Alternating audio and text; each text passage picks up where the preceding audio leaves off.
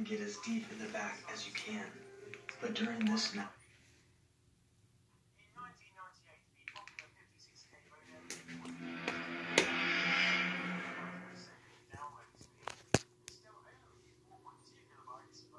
I live here in a part of North Texas that frequently gets tornadoes. The first dozen times that we got tornadoes, it scared me to death. But by now, I pretty much know the drill when it happens. Go straight to the basement, across the yard, and get down there and get as deep in the back as you can. But during this night, the tornado wasn't the scary part. My parents and I were eating dinner late one night when we noticed the TV switched from our show that we were watching to an immediate tornado warning.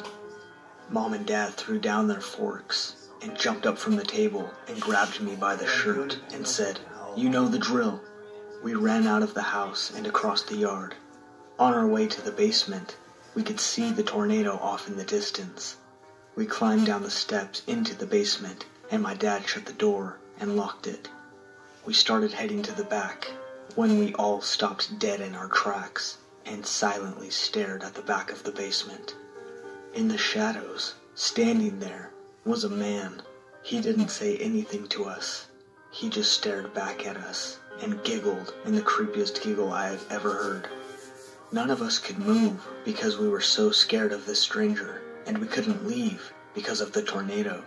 We had to just stand there in the dark with this creepy stranger. Once the tornado passed, we all ran out of the basement and into the house to call the police. The dispatcher said that our problem was low priority since all of the other officers were out helping the survivors. So my dad hung up and went back to the basement to confront the man.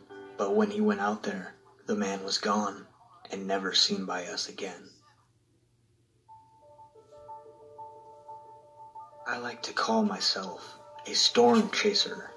Am I professional? No. But I get the biggest rush when I see that big, beautiful tornado rip apart a house. I love seeing destruction. I love the carnage that an F5 tornado can bring upon people. Tell me if you I like to show up to the sites where the tornado has destroyed. Not to help save people, but to see the blood. One day, I'm out in my truck, around the area where I know a tornado will pass through, when I see a family bringing groceries into their house. I drive up to the house and strike a conversation with the dad, giving him a warning that a tornado should be coming today. The man asks me if I know where the tornado will be landing. I think any normal person would try to save lives and warn them to evacuate their house. But I lied and told them it will hit a town 20 miles away from them, so they shouldn't have anything to worry about. About an hour later, the tornado touches the ground. As I predicted, the beast starts heading the direction of the neighborhood where I had spoken to the man. I close my eyes and imagine the devastation that this tornado will bring to people, and I begin to get butterflies in my stomach. After some time, after the tornado is gone, I drive to that neighborhood, just as I thought. The neighborhood is in ruins. I get out of my truck and walk to the house of the family that I had spoken to. I begin lifting metal pipes and broken pieces of wood, and then I find them. They are all dead. Limbs are everywhere. Blood is everywhere. The wife's face is smashed in, and her brains are seeping out of her ears. But then, I hear a quiet voice. The husband is still alive, stuck underneath their refrigerator. He looks up at me and extends his arm. "Help me! Please help me!" I silently look down at him for a few minutes. He stares back with confusion of why I'm not helping him. I then squat down next to him. I look deep into his eyes and smile. Then I stand up straight, take a deep breath, turn and walk away. God, what a rush. The carnage was beautiful. You don't do that to people. I live in the countryside.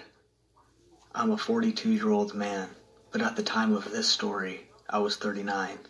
Being that I live in the country, I have much land.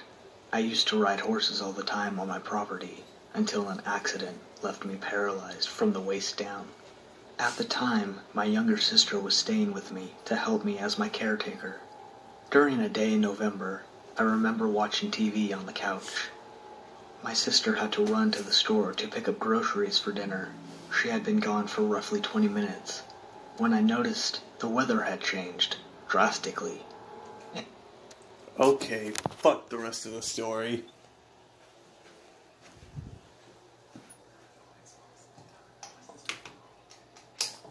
Now, guys, let me know if the second story sounded fucked up to you. The one about loving Carnage and all that.